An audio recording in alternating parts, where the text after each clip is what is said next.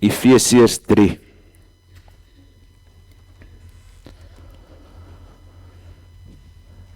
Here, wanneer ons vanmôre weer indelf in U woord, kom vra ons, Here, dat U deur hierdie warboel van woorde ons sal kom ontmoet en ook U hart vir ons as gemeente sal kom wys. Help ons met hierdie woord vandag, o Here, om dit in ons eie lewe in te pak en deel te maak van wie ons is, ons daaglikse strewe en lewe, o Heer. Ons bid dit in Jesus se naam. Amen. Ons is nou by die laaste hoofstuk van die eerste deel van Efesiërs. Efesiërs is op 'n baie unieke manier geskryf. Dit is 'n 6 hoofstukke boek wat mooi opgedeel is in 2 dele. Die eerste deel gaan oor die teologie van gemeente en God se kerk se identiteit. So kom ons noem dit soos die slim geleerdes sê, die eklesiologie van die evangelie. Met ander woorde, eklesia is kerk, logie is woorde, so dit is woorde vir God se kerk deur die evangelie. Die tweede deel sê nou, okay, julle weet nou wie julle is, waar julle vandaan kom, julle ken nou die teorie, kom ons gaan kyk dan nou van hoofstuk 4 tot 6, hoe ons as gelowiges moet leef in hierdie wêreld. En interessant genoeg as 'n mens kyk, die eerste 3 hoofstukke fokus eintlik maar primêr op die identiteit van God se kinders. Wanneer ons die boek Efesiërs lees, sal ons agterkom dat dit is effens dis nie 'n familiêre boek nie. Dis so effe van 'n afstand afgeskryf. Daar's nie 'n klomp persoonlike groetes in hierdie brief nie. Wat vir ons dan dit duidelik maak dat ons moet onthou dat die brief aan Efesiërs is eintlik gerig aan meeste van die gemeentes in Klein-Asië. So hierdie sou 'n rondgestuurde brief gewees het. Hy was in Efesiërs gerig oorspronklik. Hulle sou hom gelees het en dan sou 'n bode hom na die volgende gemeente, na die volgende gemeente, na die volgende gemeente toe vat. So wanneer ons dan hier besef wat hier aangaan, dan kom ons agter dat Paulus skryf vir Efesiërs maar met 'n breër boodskap. Met ander woorde, hierdie boodskap is nie net vir julle nie, dis ook vir die breër geloofsgemeenskap, wat worstel met dieselfde identiteit, wat worstel met dieselfde uitdagings, wat worstel met dieselfde krisisse. So dis so 'n universele brief wat geskrywe word. Wat ons wel vir mekaar kan sê is, ons weet Paulus was in die tronk toe hy hierdie brief geskryf het. Volgens oorlewering wil hulle beweer dat dit in Rome was, maar as jy kyk van die goed wat aangespreek is en jy kyk in die geskiedenis terug, dan is dit eintlik moeilik om te bepaal presies waar Paulus in die tronk was. Want Paulus was in Efese in die tronk, hy was in Rome in die tronk en hy was in Caesarea in die tronk gewees. Sy tronktyd het gewissel van gevangene onder in 'n gat tot 'n persoon onder huisarrest met 2 Romeinse soldate weerskante van hom. En soos ek van tevore gesê het, dis die 2 manne wat ek die jammerste gekry het vir Paulus se hele, soos die Engelsman sê, incarceration. Want Paulus gaan definitief nie die kans om die evangelie te verkondig by hulle laat verbygaan. Ek meen, hulle sit dan nou hier weerskante van hom. Wat ons wel weet is dat Paulus het op 'n manier ook bietjie vryheid gehad, maar sy grootste moeilikheid was die evangelie wat hy verkondig het. Dis hoekom hy telke male homself in die tronk bevind het.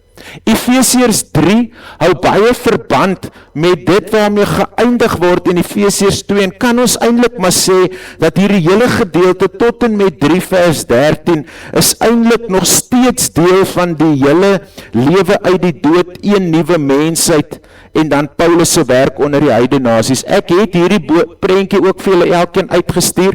U kan hom so bietjie van nader af gaan bestudeer, maar wat die kern van hierdie hele gedeelte is Christus wat 'n drastiese verandering en 'n drastiese verskil in die identiteit van die gelowiges kom maak het, in wie hulle is en waarmee hulle self moet besig wees.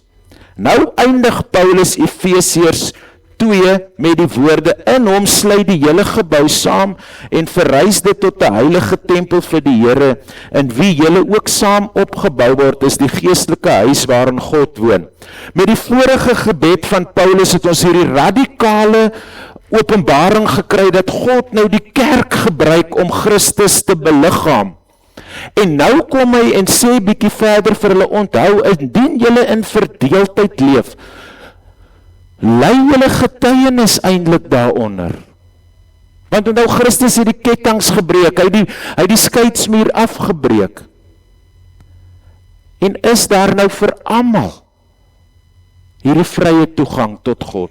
Nou sê hy, eintlik is die hele vers 3, die hele hoofstuk 3, 'n gebed wat gebid word. Daarom bid ek vir julle wat nie Jode is nie. Ek, Paulus, 'n gevangene deur my diens aan Christus Jesus. Julle het tog seker gehoor van die opdrag wat God in sy genade aan my gegee het in julle belang. Hy het sy geheimenis deur 'n openbaring aan my bekend gemaak, soos ek dit hierbo kortliks beskryf het. Wat is hierdie geheimenis? Daar's vir almal 'n plek voor God se troon. Dis die geheimenis. Hy het sy geheimenis deur 'n openbaring aan my bekend gemaak, soos ek dit hierbo kortliks beskryf het. En as julle dit lees, sal julle begrip kry van my insig in die geheimenis van Christus. Nog nooit tevore in die geskiedenis is die geheimenis aan die mensdom bekend gemaak, soos God dit nou deur sy gees aan sy heilige apostels en profete openbaar het nie. Wat gaan hier aan? Hoekom word die apostels genoem? Want terwyl Paulus met Efese besig is daar van die apostels nog besig om die evangelie te verkondig aan die wêreld, soos wat Christus hulle uitgestuur het op die einde voor sy hemelvaart. En dit is die geheimenis. Deur die verkondiging van die evangelie en in hulle verbondenheid met Christus, word mense wat nie Jode is nie, saam met ons deel van die volk van God en lede van die liggaam van Christus, en kry hulle saam met ons deel aan wat God beloof het. Dis die geheimenis van die evangelie. Van hierdie evangelie het ek 'n dienaar geword, 'n voorreg wat God in sy genade aan my gegee het deur sy krag in my te laat werk. Hoewel ek die geringste van die gelowiges is. Julle Paulus kyk na homself as een van die geringste van die gelowiges. Regtig Paulus? Gering. Hoekom sê Paulus so? Want hy het niks om op te roem nie. Dit gaan immers oor Christus. Hoewel ek die geringste van die gelowiges is, het hy aan my die voorreg gegee om aan die heidenasies die evangelie van die onpeilbare rykdom van Christus te verkondig.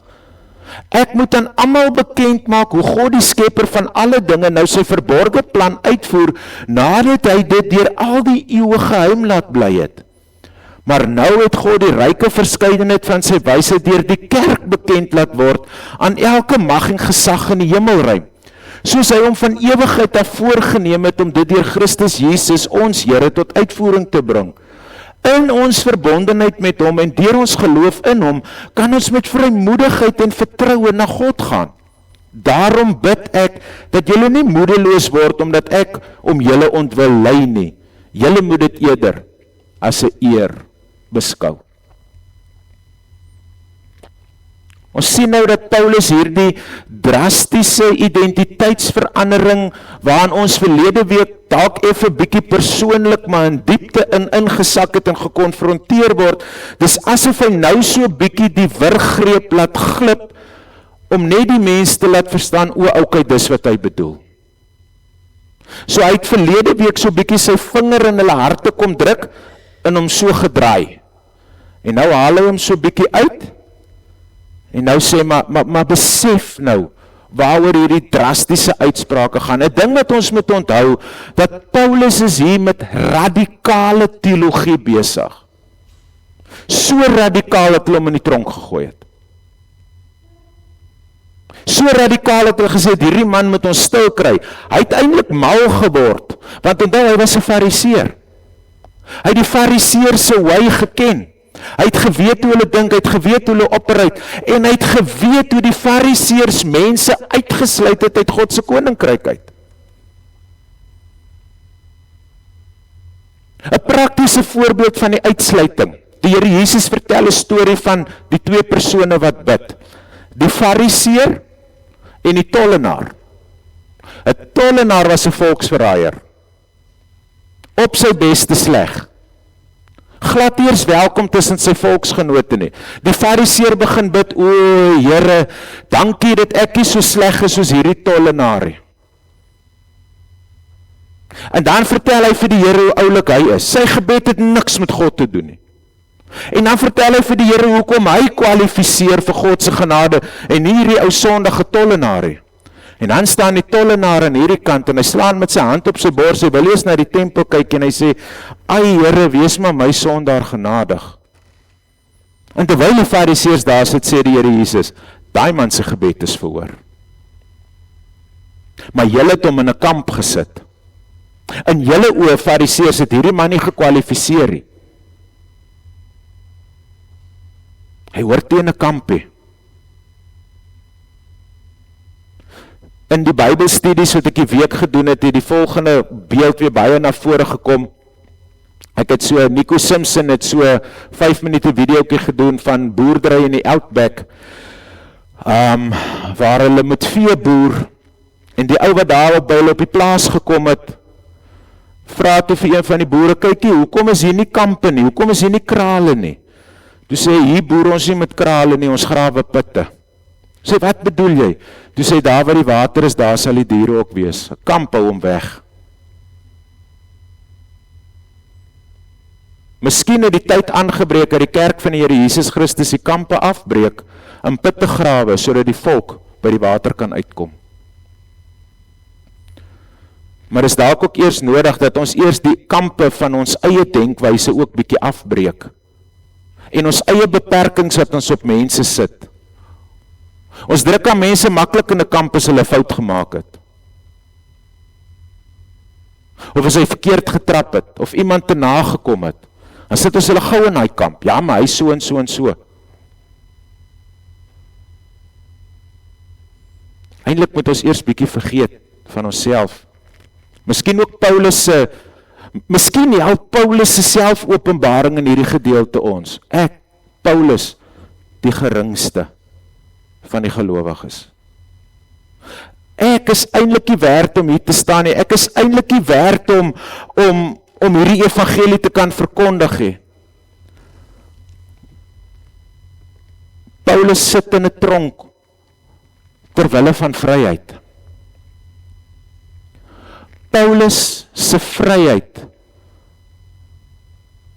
het hom opgesluit. Interessant genoeg, in Handelinge 21 word Paulus gearresteer en in die tronk gegooi, omdat hy 'n Griek in die sinagoge ingevat het. Dit mag nie gebeur nie. Want die Grieke was nie werd om in die sinagoge te kom nie. Onthou, in hierdie tyd was daar nog nie kerke soos ons het ken nie, so in Israel, sou Paulus in die sinagoges gepreek het, maar hy sou die evangelie in die sinagoges gepreek het, en die drastiese stap wat hy doen, hy bring 'n Griek in die sinagoge in. Paulus agter die hekke. Hoe het iemand eendag gesê, ry klein stuurwielietjie, want die boeie is hier voor hom. Toegesluit. Miskien verstaan 'n mens iets van Paulus se frustrasie. Snap julle nie wat julle doen nie? Maar aan die ander kant, sê Paulus ook so tussen die lyne, onthou hierdie vryheid te prys.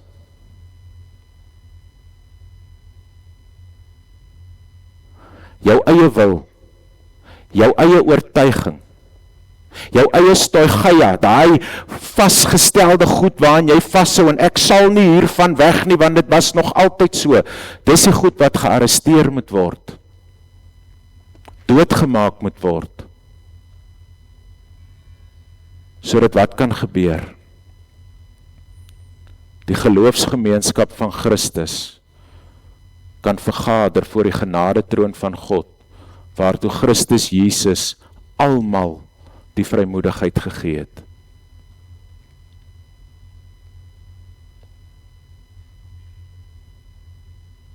Hulle kon Paulus nie meer arresteer vir wat hy gesê het. Hy het nou eintlik het hulle om die vryheid gegee. Ek's nou klaar in die tronk, so ek kan net sowel my borskas skoonmaak.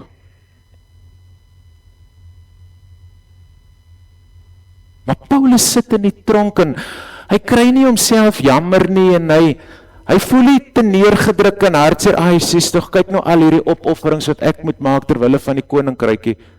Hy sê, julle moenie oor my bekommerd wees, dis tot julle voordeel. Julle wat die heidene was. Wie is die heidene? Die mense in Klein-Asië wat tot bekering gekom het. Wat nie uit die Joodse agtergrond tot bekering gekom het nie. Die Joodse Christen het nog steeds gevoel, hierdie ouens kwalifiseer nog nie so lekker nie. Gaan lees maar die brief van Galasiërs hoe daai twisgevegte gegaan het. Paulus sê vir julle, ek is in die tronk hiervoor. Moenie my jammer kry nie. Ek is hier om julle ontwil. Want wie is die julle? Die heidene wat tot bekering gekom het. Soos ons van tevore al gesê het, die mense wat in Klein-Asië was die destydse Gauls wat vir in Asterix en Obelix die lewe moeilik gemaak het vir die Romeine. Dis hulle wat afbeweeg het in Klein-Asië en dis hulle wat die plek begin bewoon het. Hulle het maar met hulle heidense gelowe gekom. Daar is ook 'n ster en maan aanbidding in die tyd gewees. Ons het redelik die Grieks-Romeinse godsdienste al van gehoor, Paulus met Artemis. So dis regtig heidene. Mense wat se lewe boos was. Daai mense van wie jy nie eers praat oor wat hulle doen nie. Dis so erg. Nou ontdek hierdie mense Christus. En hulle ontdek die evangelie. En hulle is vry. En dan word daar vir hulle gesê, julle is nie welkom nie.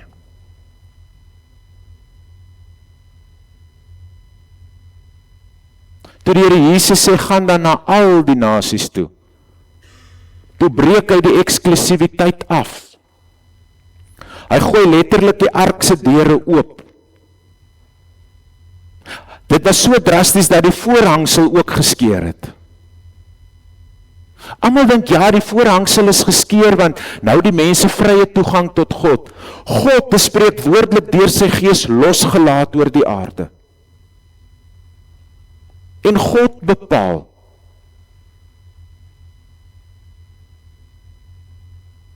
En dan sê my, julle as kerk moet hierdie ingesteldheid beliggaam. Julle moet dit moontlik maak. Julle moet hierdie mysterion moet julle gaan uitleef. Mysterion, dit klink soos mystery. Wat is die mystery? Verlang voor Christus was dit net die ou Jode. Maar eintlik sê Johannes ook, hoekom die Here Jesus die ark se deure oopgegooi het. Want hy het na sy mense toe gekom en hulle wou hom nie hê nie. En toe gaan hulle na die nasies toe.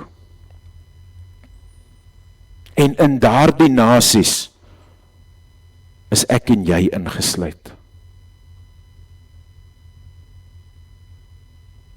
Paulus se misterie wat hy gesnap het toe God het aan hom wys, gee vir my en vir jou vandag die voorreg om hier in Kakamas met God se woord gekonfronteer te kan word. Die misterie van die evangelie. En wat is die amper sê ek weer, die hoeksteen, die keystone, die anker wat alles vashou, is Christus staan sentraal in die hele skepings- en herskeppingsplan van God. Want dis waaroor dit gaan. Dis die misterie. Christus wat herskep die heiden, die Jood, almal tot 'n huisgesin wat vrymoedigheid het om voor God te kom staan. In Christus is die toegang vir almal oop. Hierdie nuwe mensheid word nou deur die kerk sigbaar gemaak. Die kerk funksioneer soos 'n kosmiese galery waar God sy veelvuldige wysheid uitstal vir die onsigbare wêreld. Dis soos 'n tapisserie, 'n pragtige beeld, 'n mooi ontplooiing van God se plan. Kom ons gaan gou 'n paar bladsye terug. Daar is hy. Daar is die misterie. En as ons as kerk ons nie daarvoor gaan beywer nie, kan ons nie van agteraf begin deure sluit. Want dis ons roeping. Die geheimenis van Christus wat in hierdie wêreld geopenbaar moet word. Daar is nie 'n ander geheimenis nie.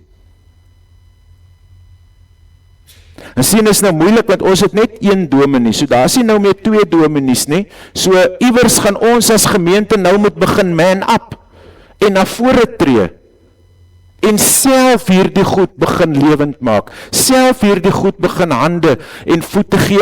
Ons lewe met hierdie kosmiese skildery wees. Paulus sê vir hulle mos vroeër, julle is 'n meesterstuk deur God geskilder, om die ryke genade van Christus sigbaar te gaan maak in die wêreld. Die kerk funksioneer soos 'n kosmiese galery waar God sy veelvuldige wysheid uitstal vir 'n onsigbare wêreld. Wanneer die kerk verenig, sien die owerhede en magte, die skynbaar onoorwinnelike magstrukture van ons tyd, dat hulle verdeel en heerspolitiek verslaan is deur die versoenende liefde van God.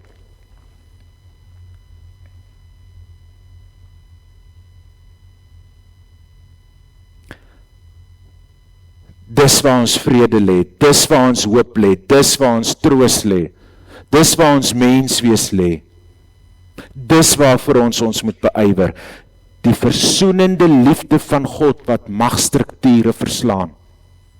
Maar dan moet hy ook daai eie mag in my eie hart verslaan. Daai selfmag, selfbeskikking, selfregverdiging moet ook deur die liefde van God verslaan word in my eie lewe, sodat ek kan leef soos een wat dood was en nou deur Christus lewend gemaak is. Selfs in vandag se sekulêre magstrukture waar politieke en sosiale verdeeldheid as die norm geld, is die bestaan van 'n versoenende geloofsgemeenskap 'n direkte uitdaging aan die magte wat mense probeer skei. Die kerk is die bewys dat God se wysheid sterker is as menslike ideologie. Daarom is Paulus se lyding nie rede vir moedeloosheid nie. Dis 'n bewys dat die geheimenis krag het. Ons is die bewys dat God se wysheid sterker is as menslike ideologie.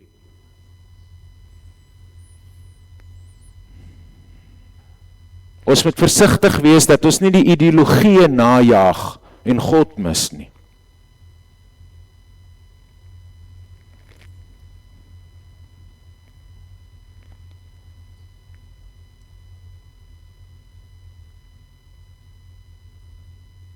En dis wie ons moet wees.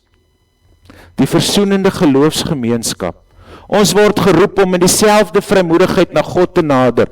Die geheim is nie meer verborge nie, dis in Jesus Christus geopenbaar. Dis ons hoop, ons toegang en ons identiteit. Ons is nie meer buitestanders nie. Ons is deel van God se ewige plan en dit is meer as die moeite werd om daarvoor te leef. Elders in die Bybel staan daar, ons word deelgemaak van die triomftog van die evangelie. Ons marseer saam, die evangelie beklei voor ons, kom agterna. Maar ons is deel. 'n gelowige hoef nie, ag, ekskuus tog, jammer tog, ek leef houding te hê nie. In Christus het jy 'n nuwe identiteit. En kan jy die genadetroon van God betree, waar God se veelvuldige genade geopenbaar word. Jy kan met vrymoedigheid na hom toe gaan. Die God, die skepper van die hemel en die aarde, wat jou in sy misterie, jou redding en jou verlossing in sy misterie in plan gehad het. En dan vir jou sê, gaan trek hulle in. Bring hulle na die put toe. Daar is 'n span wat die put grawe, gaan haal jy solank die wat moet kom. Gaan haal die trogdiere. Gaan haal hulle. Bring hulle. Want dis net hier waar ons vrede, hoop, troos, genade, roeping en ons ware identiteit gaan kry.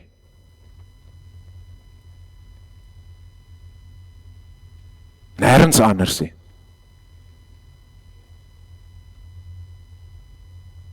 Nou is die vraag wat ek vir Kakamas gemeente wil vra, hoe gaan ons dit hier doen? Ek het nou die dag die storie vertel van die put en die kampies daar in Kokerboom-Oord se, Uitspan-Oord se Bybelstudie en Lizette Du Plessis kyk my so en sy sê, Riontjie, wat beteken dit vir my? Wat moet in my eie lewe gebeur?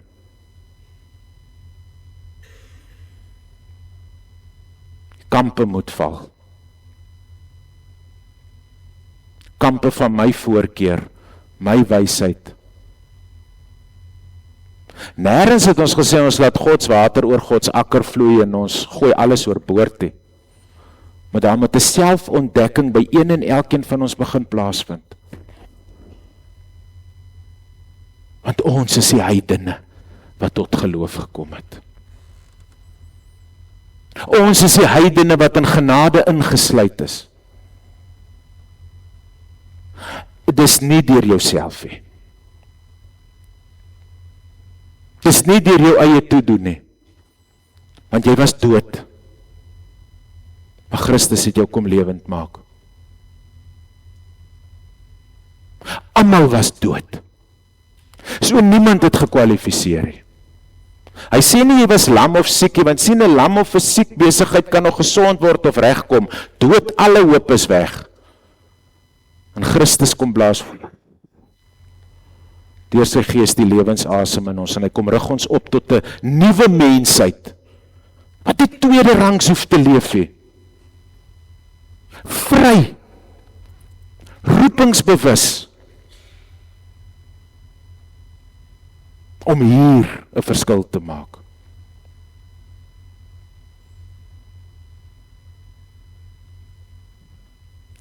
Sonder voorkeur, sonder kampe, sonder uitsluiting, deelgemaak.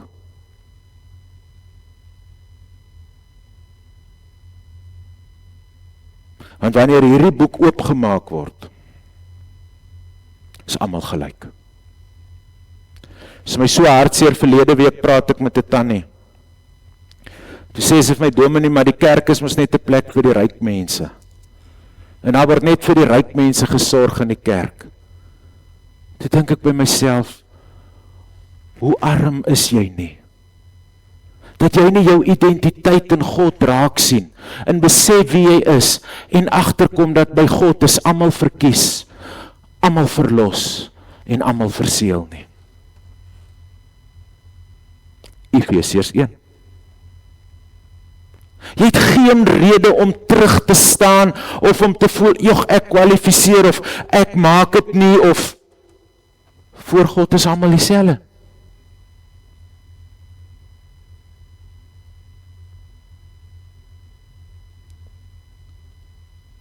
Ek gaan gou die BTW uit die beeld uitdruk.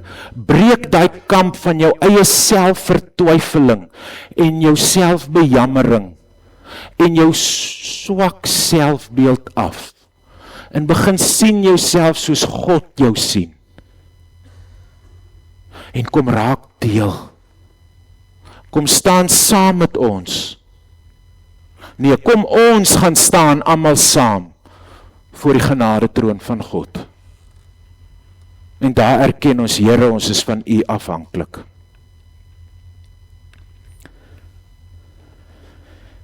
Want sien,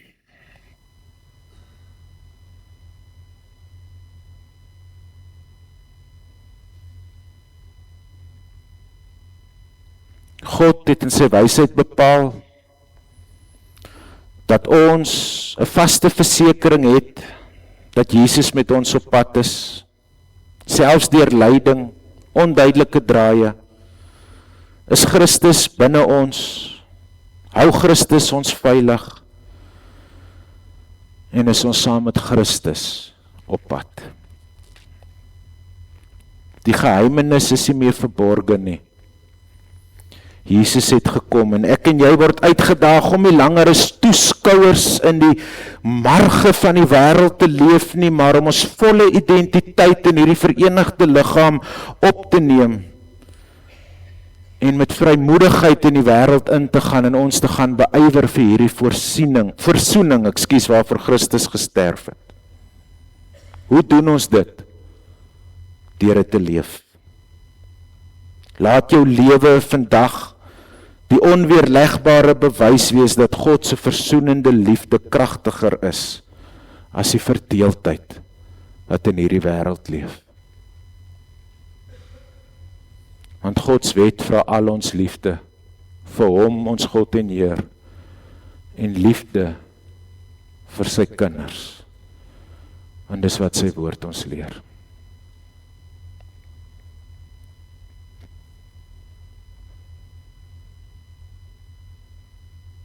Kom ons hoor wat wil die Here vir ons sê. Want ek moet bieg, dit wat ek nou gepreek het, staan nie hier nie. Ek sal hom uitstuur as 'n mooi boodskap nie.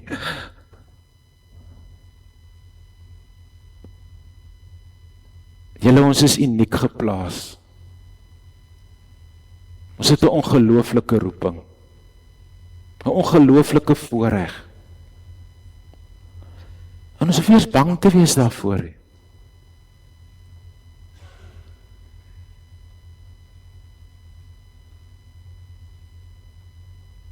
Net soos jy is, roep hy jou.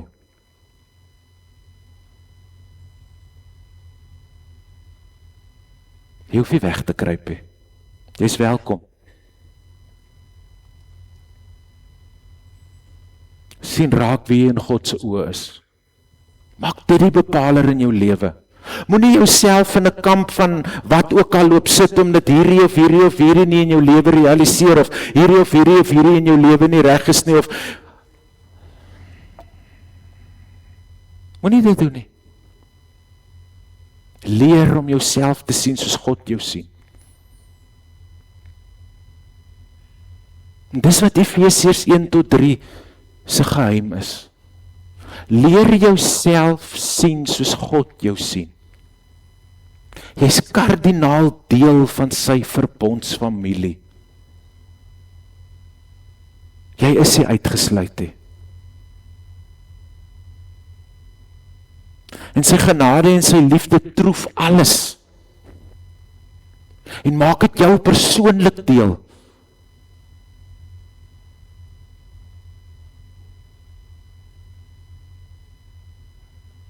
Sodat jy die wêreld vir hom kan gaan verander.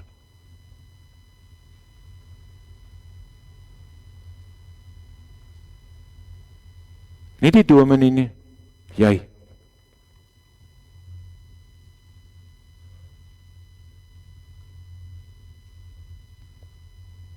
Jou sendingveld sluit jy oop en toe met 'n sleutel. Jy sluit die een toe, die buite een sluit jy toe as jy vanaand in jou huis is, maar daai sluit maak jou sendingveld daar oop.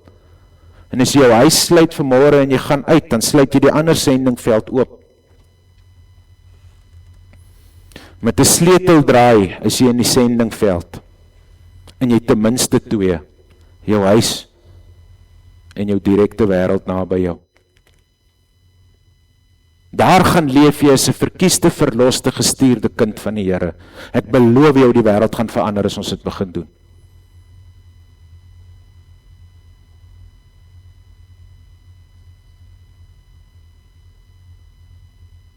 Want dan is dit nie meer ek en my klein hoekie nie, maar ons, saam, voor die Here in Kakamas.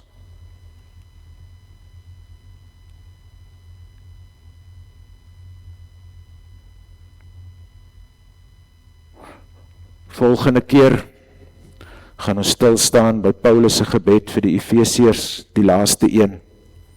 As hy dan hier die hele teologie van die kerk saamvat. En aan wie gaan die eer in hierdie teologie? Nie aan die kerk nie, aan God, want dis 'n doxologie, 'n loflied tot God se eer. Dit sal die 21ste wees, of die 22ste, want volgende week is kinderdiens. Ek wil jou uitdaag, om daai Bybelstudies wat elke maandagoggend uitkom, as jy dit nog nie begin doen het nie, begin hulle doen. Luister weer die preek, en gaan deur daai Bybelstudie, want dit gaan jou help, dat jy kan besef, wie jy in God se oë is.